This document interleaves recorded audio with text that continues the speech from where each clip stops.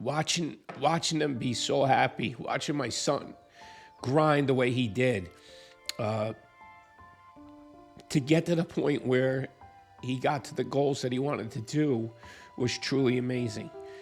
And I think I told you guys in that quick little clip I sent that this is one of the happiest times I've ever had. Welcome to another episode of Kaizen Kast.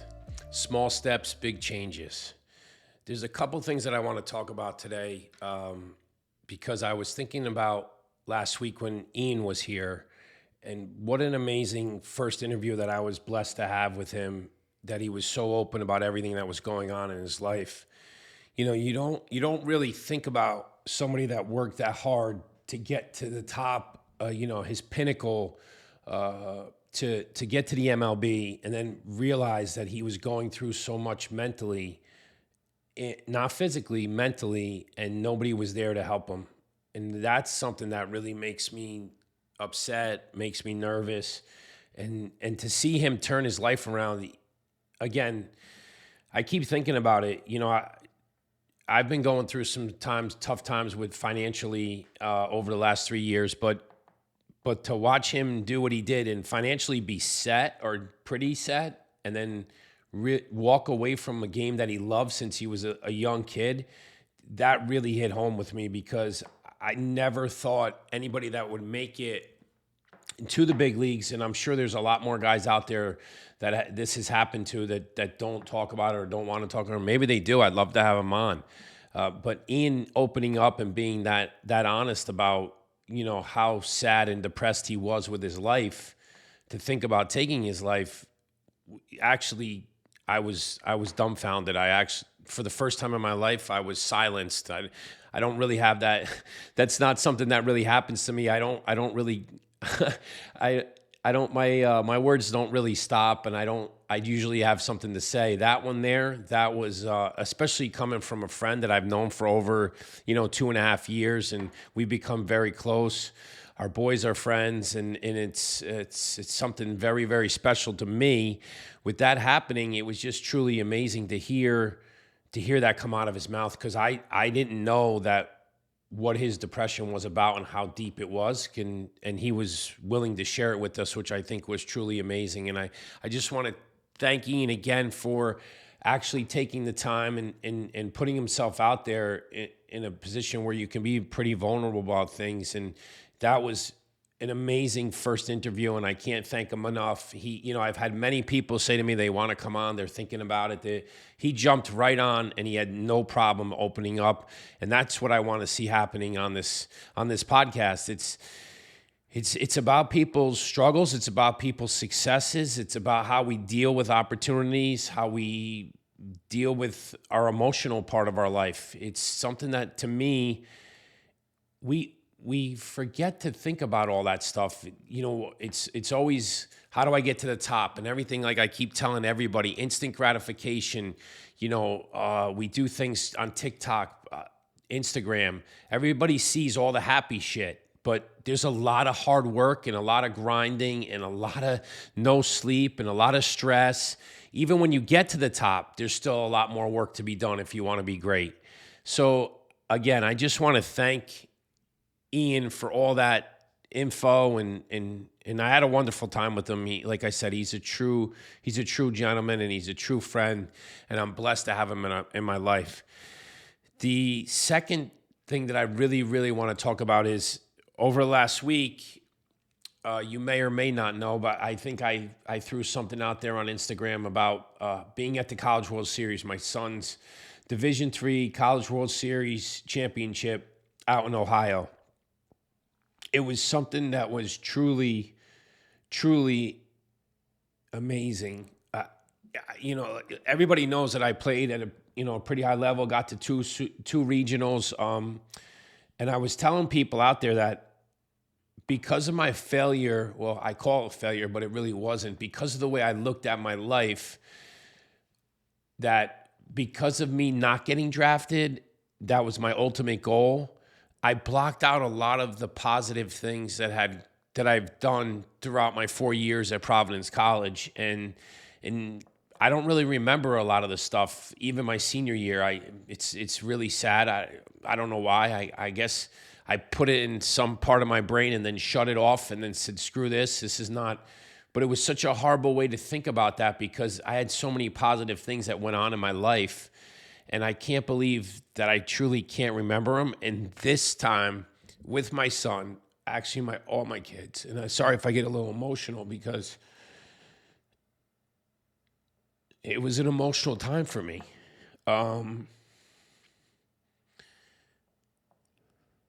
Watching them be so happy, watching my son grind the way he did, to get to the point where he got to the goals that he wanted to do was truly amazing. And I think I told you guys in that quick little clip I sent that this is one of the happiest times I've ever had. Some of the stressful times that I've ever had, because like my pops used to say, you wait till your dad and your son's on the field playing because you're going to want to throw up. And I'll tell you, the last 3 weekends, that's what I really wanted to do. I wanted to throw up because he was put in some really tough positions and he did an excellent job. The whole team did a fantastic job. It was truly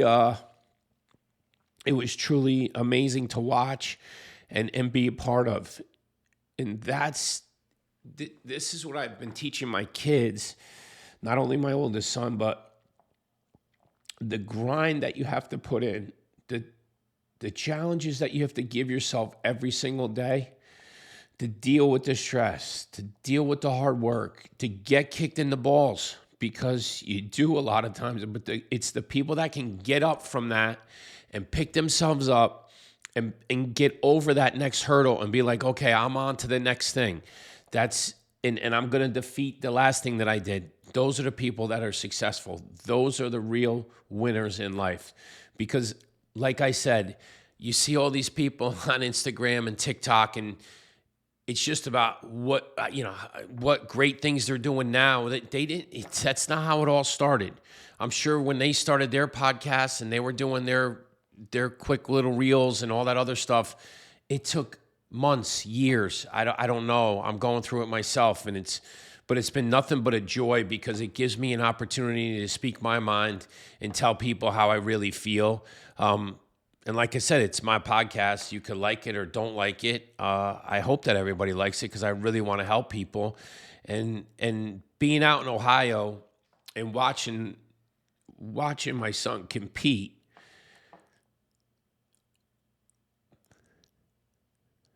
was probably one of the best things in my life.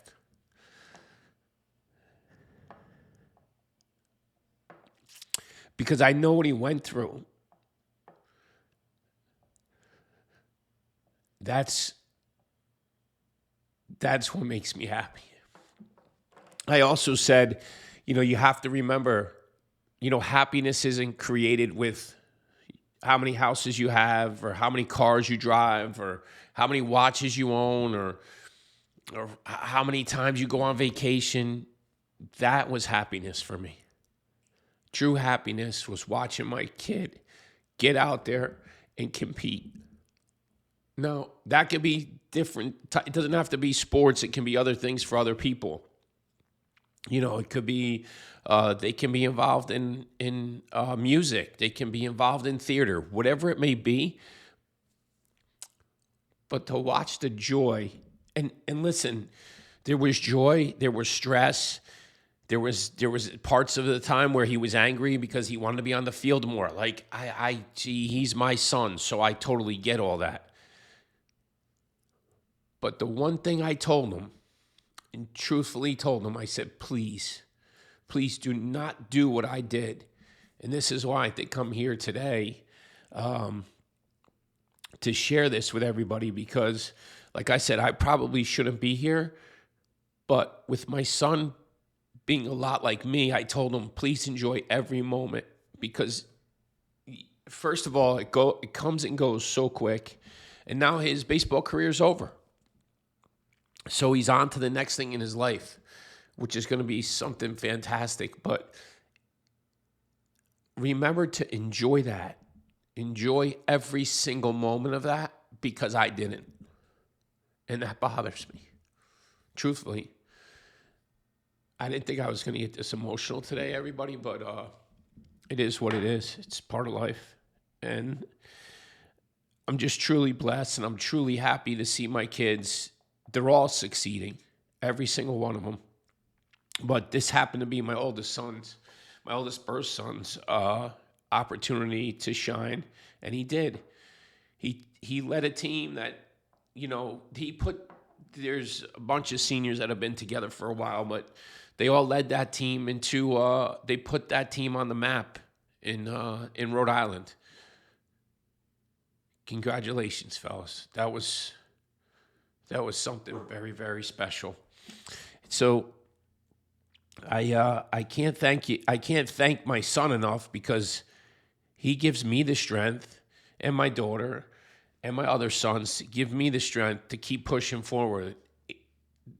The other part of what I'm really, I know I seem upset, but this is good tears, not bad. The thing that makes me the happiest is seeing my kids happy, and they're all really happy right now. What else makes me happy is seeing my wife happy. And here's the other thing. I'm proud of myself, because over the last 3 or 4 days since I got back, I've gotten kicked in the nuts a bunch of times financially. That I know if it was 4 or 5 or 6 years ago, that I would have handled this way differently and been angry and blamed everybody and probably attacked people and told them, things that were not nice. And now I'm in a place now where it's very peaceful. You have to roll with the punches, and, life does crazy shit to you. You have ups and downs, and, you hope that you're going up all the time, but that's not reality. We all go through ups and downs. And I'm lucky that I have somebody to stand by me and supports me and understands me, because it's been making my life a little bit easier to move forward and be a better person. And I'm actually in a really good place mentally. Money stresses everybody out. It's part of life. And I really, really know in the bottom of my heart, because I have the Lord with me now, that things are going to change. And they've already changed for the positive, because I see what my kids are doing. And I keep saying this, as much as I love money, and I thought that was what created happiness, I really did. I guess since I was little, I always wanted new shit, and I always wanted the best bat, and I always wanted, the coolest stuff and the best sneakers. And to truth be told, my parents did buy a lot of that stuff for me, so it probably set me up to do stuff like this. And I'm happy they did, because I really wanted the challenge to get this kind of stuff and to make millions of dollars. And then, also I've been broke before. So like all that all comes and goes. But what doesn't is the fact that what stays with you this whole time is I'm watching my kids and my family grow together. And it really, really makes me super happy about that. That's important to me. And I truly am blessed today. And like I said, stressed, and I don't feel the stress as much. And I actually told this to my therapist yesterday. I don't feel the stress as much today or yesterday, even by getting kicked in the balls. And it was a lot of money. I mean, we're talking a lot of money in 2 different avenues of my life that I thought were going to be okay. And it doesn't look like it's going to be okay. But it is okay. You know why? I'm healthy. My kids are happy. My dogs are alive. Everybody's doing fine. We're going to get through this. Nobody's sick. We don't have to battle cancer like my dad did. We're going to be okay. Money comes and goes. Family's around forever. So, and I want to see my kids be happy, and I have to show them that in tough times that this is how you handle this stuff. You can't fly off the handle. You can't be an animal. You can't scream. Because if you do that, And I've been down that road. If you fly off the hand, everybody just thinks you're a crazy lunatic and nobody can talk to you and then you add alcohol to that situation and that makes it 100 times worse. And again, I'm not preaching to you guys about you shouldn't drink or you should drink, but I see the difference in myself, how I handle myself, especially in these tough times, because my first thing that I would have done, 6, 7 years ago is let me go have a drink. I need to take the edge off, but it didn't take any edge off. It just made things worse as time went on. And I would just get more and more angry, and then I'd get more upset. And then guess what? I wake up the next morning and I would have more anxiety because the lack of sleep. And it was a constant vicious cycle of stuff that you don't realize when you're going through it. Because, like I said, it's socially acceptable for you to go have a drink at happy hour, and then you go have a drink at dinner, and everybody does it. And I'm not saying that most people can't control themselves. I just personally can't because like I said, I've never done one of anything. Never, ever. And that's just the way I am. If you're going to give me one hamburger to eat, I'd probably eat 2. If you're going to ask me to have a beer, I'd probably have 4. So just the way I am, it's just my personality. But now I understand that because my mind is clear, my head is clear, my heart is clear, and I'm living a better life than I was, 10, 15 years ago because I was so wrapped up in my anger of not being drafted into now where I am today, realizing that was so selfish and so ridiculous. And I have one more thing I'd like to talk about. Are we good? Yeah, we're good. Yeah? Just keep going? Yes. All right. One more thing I'd like to talk about that kind of leads me into where we may talk about next week. But I had a young man at Eastlake, the minor league baseball stadium that my son played in, which was truly amazing. It was a fantastic venue.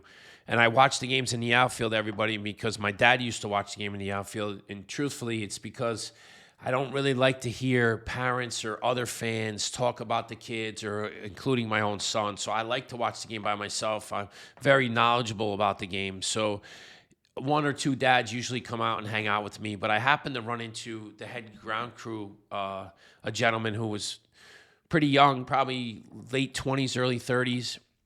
And I thanked him. And I always do this at any ballpark I go to because those guys work their asses off. Just like I used to tell my kids. Here's the thing. My kids used to say to me when I was young, when they were really young, why do you say hello to everybody? Why do you treat everybody with so much respect? Because whether it's the trash man, the mailman, the CEO of a company, I've always said this, my dad taught me this, you treat everybody with respect until they don't treat you with respect. And a lot of times, here's the thing. A lot of times, those are jobs I don't want to do, and they're hard as fuck. Like, that guy broke his ass every single day. He said he works 100 hours a week. 100. Not for a lot of money either.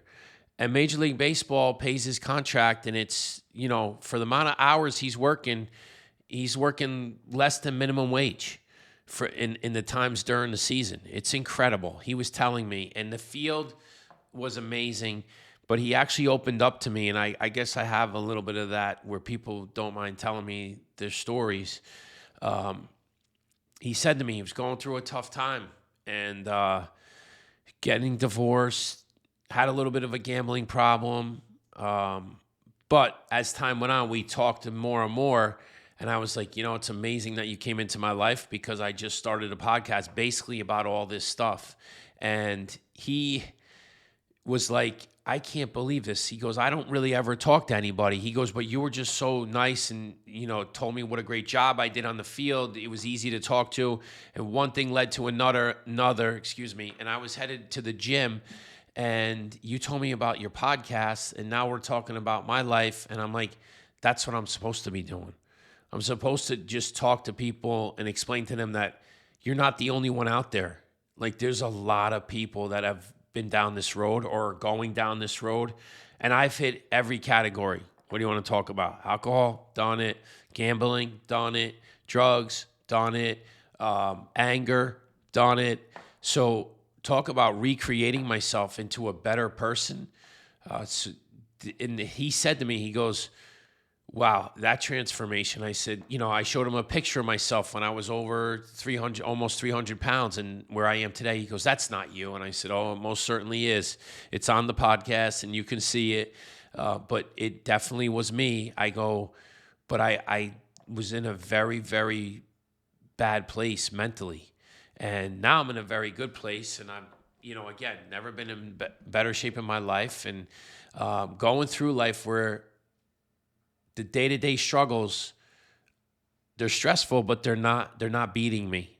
Even when I was making lots of money, the day-to-day struggles were beating me because I was allowing all that other shit, the gambling, the drinking, the pills, to overtake my life. I couldn't get on track. So I'm sorry for all the people that I hurt back then. It was not done intentionally. I had to deal with my own demons. I was also in a place where I felt like I was always arguing with people, and I'm not in that place anymore. I don't argue. I listen more, and I try to help. And to do that for that young man, talk about happiness.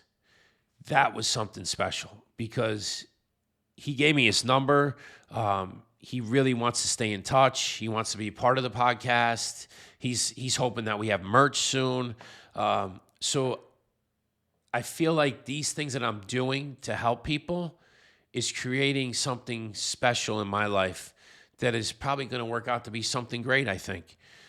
It may not, but as long as I keep helping people, that's all I care about. And if I can keep talking to people and giving them my piece of advice. And again, I always say this, I'm not a doctor. The way I handled my opioid addiction, because I told him about that, and he was like, oh my God, at your weight and what you did. And I said, I know most people have told me I should have died. And that's why I say to you, I'm here for a reason. I'm here to help. So anytime anybody I can help by talking to them, I'm a pretty good talker, as you guys know, and I love to do it. So, I just want to thank everybody for and here's the other part of this too. The outpouring of congratulations I'm getting for, overcoming all this stuff, that touches home too. There's so many great people that are coming back into my life, my high school friends, family friends that I've known since I was real little, watching my podcast, listening, and sending notes that just touch my heart. So I can't thank everybody enough. And just please keep, following and listening to and click on and subscribe to all the social pages that we're on, because it really helps us out here at Kaizen Kast to get our word out there for everybody. It's been a truly amazing 4 or 5 weeks so far of people just really, really being super nice. And I just think that there's so much negativity sometimes. It's really nice. It's a breath of fresh air to have that kind of stuff in our life. And I can't thank everybody enough. And I think where we're going to go next week is if we don't have another guest, I think I'm going to talk a little bit more about the gambling part, because I really feel like I had that under control. And the world we're living in today, which with these young kids now, with gambling again, here we are again, because now the government allows it because they're getting paid. They're getting their money now, so it's socially acceptable to gamble. Now kids are gambling in high school even more. Kids have access to their phone. They can gamble online. Kids can gamble in college, and they can gamble on games. Now they're worried about, and now the pro guys, they're worried about pro guys, gambling on themselves in games. So now the field's not pure anymore. So I think it's something that maybe we should touch base on if I don't have another guest on next week. So thank you very much, everybody. I do appreciate everybody's love and support, and I look forward to seeing everybody next week. Thank you again. Please follow us on our social pages. And actually, we're adding Apple Music And I will have a Facebook page up soon. So stay tuned. Thank you again. Have a great day. God bless.